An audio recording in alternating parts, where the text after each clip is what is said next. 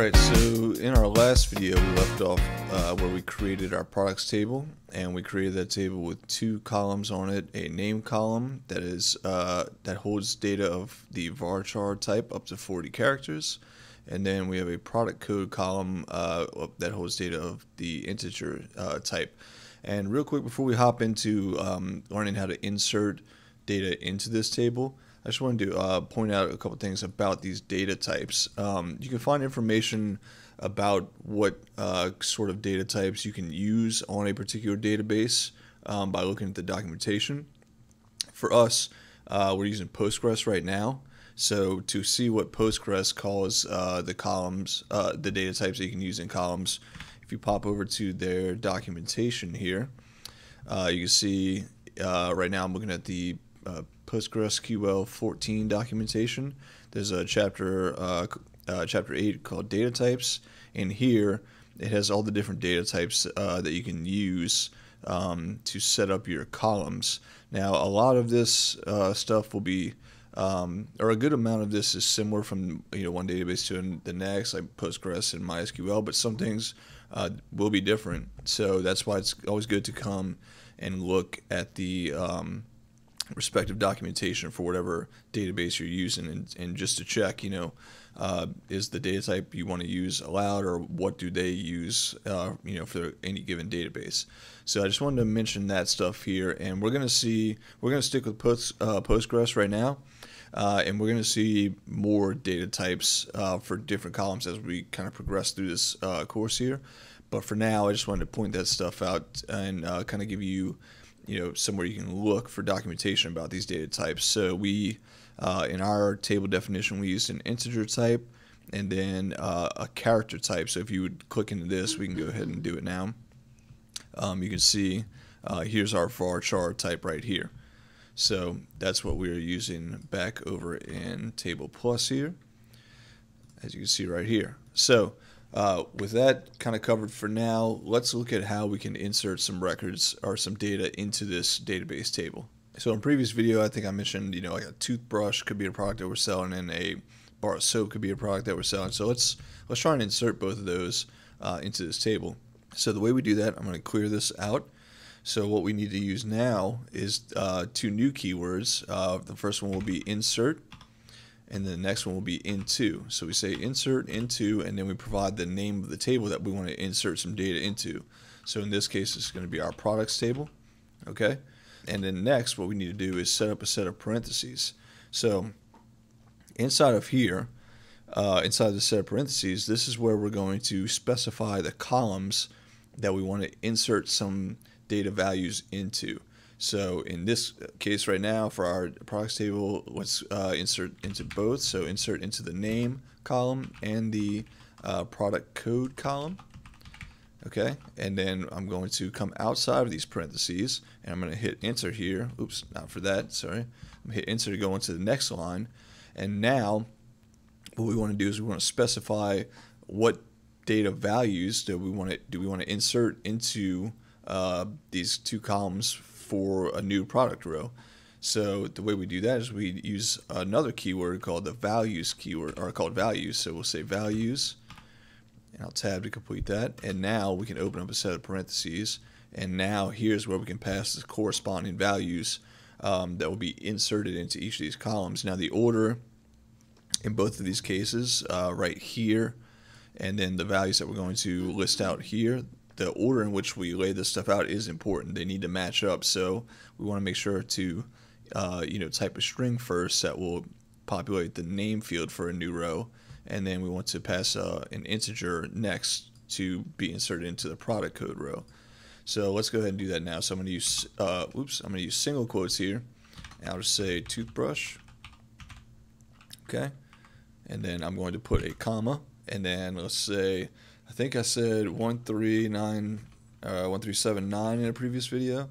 Maybe it was 1397, I don't know. It doesn't really matter at this point, but we'll just put some number representing the product code, and then we're going to end this whole thing off with our semicolon here. So this is the syntax for inserting data into our products table right here. So if we go ahead and hit run current on this, we'll see that the query was executed, it was okay, it inserted into our table, one row affected here.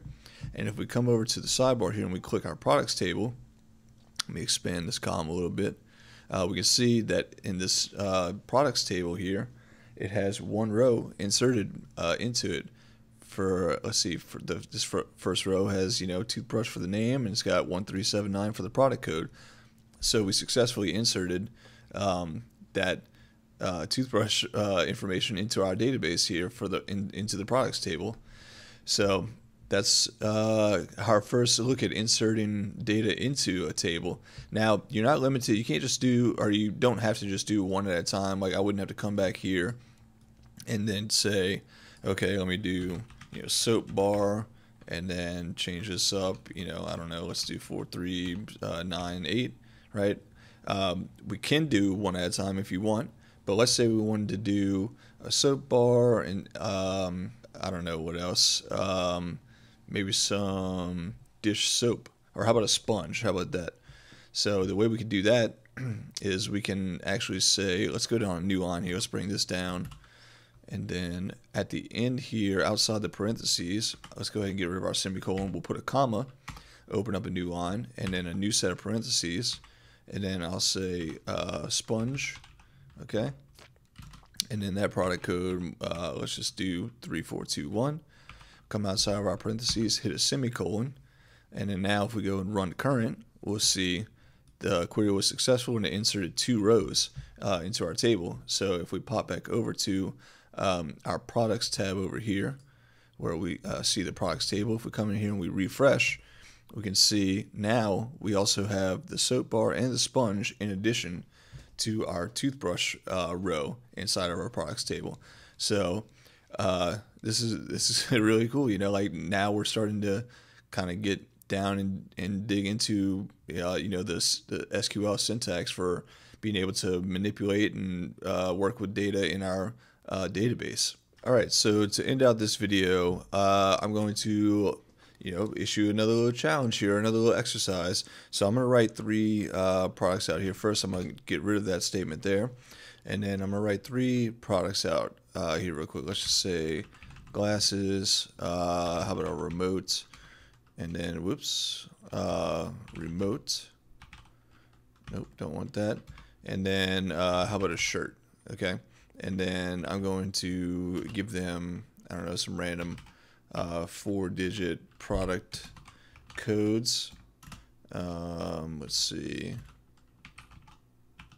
All right, so for the exercise here in this video, I want you to see if you can successfully write the query or the SQL statement to insert these 3 products in one go into our database, so that at the end of this, we should end up with a total of 6 items inside of our products table here. So go ahead, take some time now, pause the video, and see if you can write the SQL to go ahead and insert this data into the database table. And then I will do it shortly. All right, so I'm going to go ahead and now write out the query to go ahead and insert these 3 rows into our products table here. So again, that syntax would be insert, into, and then the name of the table, in our case products, and then we need to list out the columns that we want to insert values into for a given row. So we want to say, in our case, the name, and then the product code columns, okay? And then now I'll go into another line here and I'll write values. All right, that's the keyword, and this is going to represent our rows that we want to insert into our products table. And now we can go ahead and come down here and we can start adding some parentheses here around these items to insert them into our database. So I'm going to wrap some there. I'll put a comma between there, and I also need a comma right here to separate these values. I also need to make this a string because that is what our field is expecting there.